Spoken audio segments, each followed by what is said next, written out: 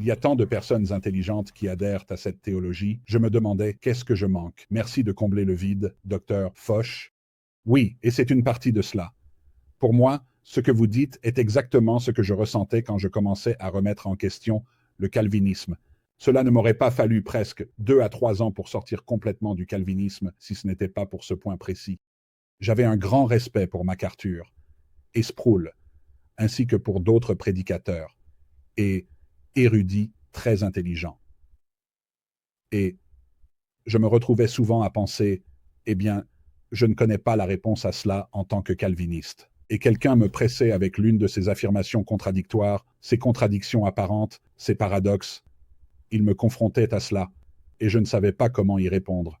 Et je pensais en moi-même, eh bien, je ne sais pas comment le faire parce que je ne suis qu'une petite lumière parmi les fleurs. Je ne suis personne.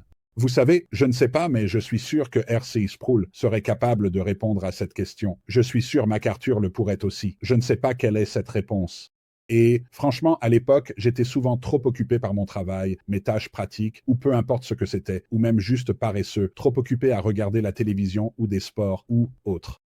À l'époque, je veux dire, je passais beaucoup de temps à regarder SportsCenter et Fox News et tout ça, dont je ne fais plus beaucoup aujourd'hui. Ma femme m'a reproché l'autre jour de ne presque pas suivre les nouvelles. Je veux dire, à l'époque où la guerre en Ukraine commençait, et cela faisait déjà 2 jours en marchant dans la maison. Elle mentionne ce truc de guerre. J'ai dit, guerre, quelle guerre? Elle a dit, tu dois commencer à écouter les nouvelles. Juste comme ça, et ce n'est pas bien. Et je n'essaie pas de dire que tu devrais être comme moi à cet égard. J'ai un peu balancé le pendule dans la direction opposée. Je passais tellement de temps à regarder des sports et des nouvelles et tout ce genre de choses. Et, peu de temps avant de commencer ce podcast, j'ai juste eu un dégoût pour les choses politiques et pour tout ce qui concerne le sport. Je regarde encore des sports de temps en temps et des choses comme ça, mais ce n'est plus vraiment important pour moi.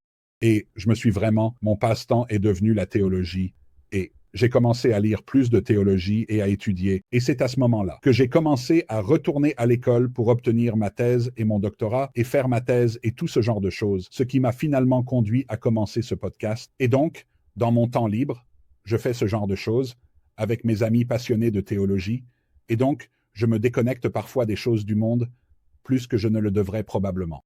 Mais la raison pour laquelle j'en parlais, c'est que lorsque vous êtes dans ce monde où vos passe-temps sont remplis de temps mort à regarder des sports ou quelque chose comme ça, où vous passez tout votre temps à parler d'une personne qui met une balle dans un trou, vous pensez à quel point c'est insignifiant. C'est l'une des choses qui m'agace. Celle-ci. Les gens qui sautent sur la page Facebook ou sur la page Twitter et disent que nous perdons notre temps. Vous savez, en quelque sorte, d'accord, nous perdons notre temps à parler de la chose la plus importante de la vie, notre salut, notre relation avec Dieu. Et puis j'ouvre leur page, vous savez, pour découvrir qui c'est, et je vois publication après publication sur le dernier sport, comme le Braxton, la compétition de sport que vous venez de passer des heures et des heures à regarder et à débattre avec tous vos amis.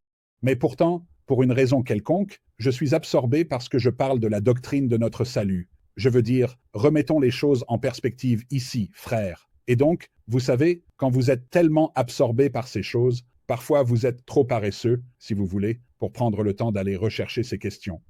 Mais vous les mettez juste au fond de votre esprit.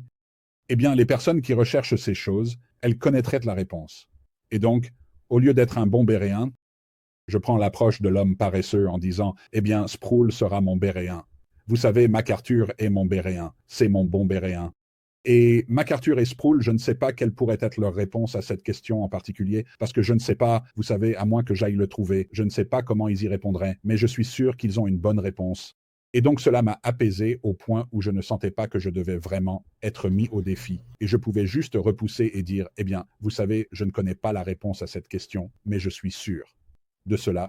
Les plus grands érudits ont de bonnes réponses à cette question. Eh bien, c'est quand j'ai commencé à chercher les réponses à ces questions que j'ai commencé à devenir plus désenchanté par le calvinisme, parce que leurs réponses n'étaient pas satisfaisantes. C'étaient des réponses comme celles que j'ai jouées pour MacArthur auparavant en disant « Mon ami, vous savez, vous n'avez pas besoin de réconcilier des amis, ils s'entendent juste. Oui, c'est un marié, C'est un marié célibataire, c'est un cercle carré, mais je sais que cela semble être une contradiction, mais ce n'est tout simplement pas le cas, vous savez, et vous devez juste l'accepter. Je vais y aller. Maintenant, vous savez quoi? Je n'aime pas cette réponse. Désolé, cela me semble toujours comme si l'empereur était nu, et je vais juste un peu m'opposer à cela. Je t'aime, MacArthur. Je pense que tu es vraiment perspicace sur beaucoup d'autres choses, et je suis d'accord avec beaucoup de ce que tu dis dans tes commentaires et depuis ta scène. Mais quand il s'agit de cela, je ne te suis pas et je ne vois pas où tu es rationnel et cohérent dans ton interprétation. Et je m'oppose sur les points où je ne suis pas d'accord. Et je pense que le principal point de désaccord est lorsque le déterminisme, c'est-à-dire ce qu'ils appellent souvent la souveraineté, est interprété dans les Écritures de manière à dire que Dieu vous appelle à vous humilier, mais qu'en fin de compte, Dieu est responsable de savoir si vous vous humiliez. Et si vous ne vous humiliez pas, c'est parce que Dieu ne voulait pas vraiment que vous vous humiliez quand il l'a dit.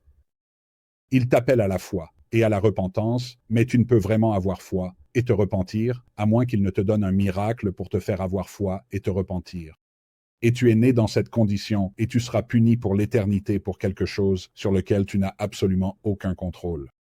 Vous auriez aussi bien pu être puni pour la couleur de votre peau, ou la couleur de vos yeux, ou quelque chose de ce genre, car vous n'avez pas plus de contrôle sur le contenu de votre caractère que sur la couleur de votre peau, ou tout autre attribut physique avec lequel vous êtes né. Parce qu'en fin de compte, cela est conforme à la manière dont Dieu vous a créé.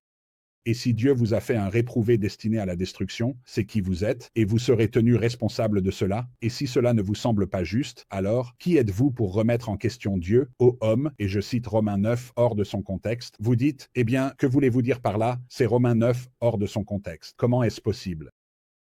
Encore une fois, quelle herméneutique est logiquement cohérente et en accord avec le reste des Écritures, ou simplement avec la rationalité, laquelle est plus rationnelle? Le concept est l'idée de tenir quelqu'un responsable d'être aveugle de naissance pour des raisons qui échappent à son contrôle. En disant, vous savez quoi, je vais certainement te juger pour ne pas voir même si tu es né aveugle par mon décret. Donc je t'ai fait naître, spirituellement aveugle, et je vais maintenant te juger pour ta cécité spirituelle. Est-ce que cela vous semble rationnellement cohérent? Est-ce que cela semble intuitivement juste, équitable ou bon d'une manière objective? Bien sûr que non. Si vous n'aviez jamais entendu parler de ce débat sur le calvinisme et que quelqu'un vous présentait cela, que quelqu'un juge quelqu'un pour ne pas voir alors qu'il est né aveugle, vous diriez tous, eh bien c'est stupide, c'est ridicule. Mais c'est le cœur du calvinisme. C'est finalement ce que Dieu fait. Il tient les gens responsables et redevables de ne pas être capables de voir ce qu'il a décrété pour qu'ils naissent incapables de voir. Ils naissent aveugles, spirituellement parlant. Et il les tient responsables de leur cécité spirituelle. C'est juste le calvinisme. Cela semble-t-il plus cohérent que l'opposé, qui est quoi? Ils sont incapables de voir parce qu'ils ferment les yeux. C'est de cela que parle Romains 9. C'est à propos des Juifs qui ont fermé les yeux. C'est la citation de Paul, d'ailleurs. Ce n'est pas moi qui dis qu'ils ferment les yeux. Paul dit qu'ils ferment les yeux. Ils sont devenus endurcis, dit-il. Parce qu'ils ont fermé les yeux. Et puis il dit même sinon, ils pourraient voir, ils pourraient entendre, ils pourraient comprendre, ils pourraient se tourner, et je les guérirai. Par conséquent, je prends le message des gentils, et ils écouteront. Que dit donc Paul? Ils ont fermé les yeux. Alors, qu'est-ce qui est plus rationnel? Juger un homme pour ne pas voir qui est né aveugle pour des raisons qui échappent à son contrôle, ou juger un homme qui a délibérément et volontairement fermé les yeux en rébellion à la lumière? Lequel est plus rationnel? Lequel est plus cohérent? Soyez objectif, soyez de bons béréens, évidemment. Juger quelqu'un pour avoir fermé les yeux est plus rationnel et cohérent que de juger quelqu'un qui est né avec les yeux scellés pour des raisons qui échappent à son contrôle. Chacun d'entre vous sait que c'est vrai. Chaque calviniste qui écoute ma voix en ce moment, vous savez au fond de votre cœur, oui, il a raison à ce sujet.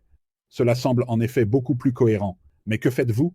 Vous abandonnez la cohérence et vous allez soit dire Layton ne comprend vraiment pas le calvinisme, soit dire quelque chose comme oh, c'est plus en forme de diamant que ça. Vous l'aplanissez, Layton. C'est multi-orbital, c'est plus dimensionnel, vous devez le regarder de côté. Ou vous allez simplement accepter le fait que vous avez adopté une herméneutique incohérente qui fait vraiment mauvaise impression sur Dieu, surtout pour le monde extérieur, qui essaie de déterminer si ce que nous disons est réellement raisonnable. Parce que si c'est raisonnable, alors c'est vrai. Si c'est déraisonnable, si c'est irrationnel, c'est contradictoire, cela prouve qu'il est faux. La raison pour laquelle je fais ce programme, c'est que je vois l'importance de l'évangélisation, d'atteindre les perdus, d'impacter ce monde, en maintenant un système de croyance qui est rationnel, cohérent, raisonnable, vrai, qui peut être argumenté, qui peut être débattu de manière solide, sans s'en aller pour dire entre guillemets, tu ne comprends pas, tu ne vois tout simplement pas les vêtements de l'empereur, en d'autres termes, et c'est pourquoi nous faisons cela. Et c'est pourquoi nous avons besoin que les gens nous soutiennent dans cela. Et tu te dis, oh non, il va demander de l'argent? Non, tu sais quoi? Garde ton argent. Je suis reconnaissant envers ceux qui ont aidé à soutenir cela. C'est utilisé pour aider à promouvoir l'argent, promouvoir les choses. Ce n'est pas ce que je demande, mais tu dois commencer à partager et à parler de cela. Tu dois faire ce que Stephen a dit dans cet article et dire, tu sais quoi? Avec gentillesse, doucement, remarquez qu'il met ces mots là-dedans, avec gentillesse, doucement, mais fermement, insistant pour que le calviniste reste cohérent, que le calviniste ne s'en tire pas avec, tu ne comprends pas le calvinisme, il ne s'en tire pas avec, oh non, non, non, tu le simplifies, oh non, non, c'est plus un diamant ancien, multi, insistez pour qu'il réponde à la question. Oh non, non. Eh bien, qui es-tu pour parler à Dieu, vieil homme? Qui es-tu pour répondre à Dieu et dire, d'accord, qui est l'interlocuteur dans l'esprit de Paul? Est-ce un aveugle de naissance parce qu'il est né ainsi, un réprouvé, ou est-ce un juif qui a fermé les yeux délibérément contre la révélation claire de Dieu, et maintenant Dieu l'utilise dans sa rébellion, l'aveuglant dans sa rébellion, l'endurcissant, ce qui signifie renforcer quelqu'un dans sa détermination? En d'autres termes, Dieu prend-il quelqu'un qui a volontairement fermé les yeux à la vérité et l'utilise-t-il maintenant dans son état déjà rebelle pour provoquer la crucifixion du Christ et l'incorporation des gentils? Est-ce cela l'interlocuteur dans Romains 9? Ou l'interlocuteur dans Romains 9 est-il un pauvre malheureux qui était destiné dès sa naissance à être détruit pour des raisons échappant à son contrôle? Lequel est plus cohérent? Lequel est plus en accord avec un Dieu aimant qui a envoyé Jésus-Christ mourir pour les péchés du monde? Lequel est plus cohérent avec le reste des Écritures qui nous appellent à nous repentir et à confesser, où il tend les mains vers nous? Toute la journée, elle pleure sur les perdus. Lequel est plus en accord avec les enseignements de Jésus qui disent de ne pas passer de l'autre côté de la route comme l'a fait le Lévite? Arrêtez-vous et aidez votre voisin. Parce qu'en calvinisme, Dieu passe devant ses ennemis de l'autre côté de la route seulement pour s'arrêter et aider quelques-uns. Lequel est plus cohérent avec l'ensemble de la révélation des Écritures qui dit que Dieu ne désire pas que quiconque périsse, mais que tous viennent à la repentance? Lequel est plus cohérent et rationnel? Considérez-le, mes frères et sœurs. Et lorsque vous le faites, n'oubliez jamais de partager Christ et de montrer de l'amour. Que Dieu vous bénisse.